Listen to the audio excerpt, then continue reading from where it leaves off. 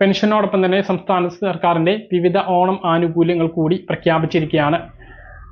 പൂട്ടിക്കിടക്കുന്ന തോട്ടം തൊഴിലാളികൾക്ക് 1050 രൂപയുടെ ഭക്ഷ്യകിറ്റ് പ്രഖ്യാപിച്ചതായി ധനമന്ത്രി കെ എൻ ബാലഗോപാൽ അറിയിച്ചിട്ടുണ്ട്.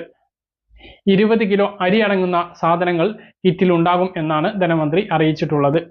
അതോടൊപ്പം തന്നെ ഹരിതകർമ്മ സേനാ അംഗങ്ങൾക്ക് 1000 രൂപ ഉത്സവ ഭത്ത നൽകാനും തീരുമാനിച്ചിട്ടുണ്ട്.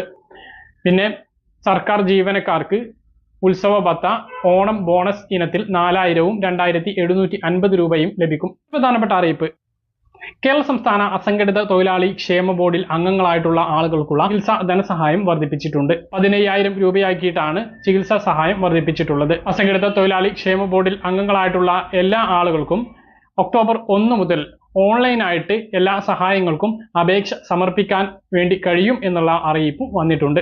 വിശദമായ വിവരങ്ങൾക്ക്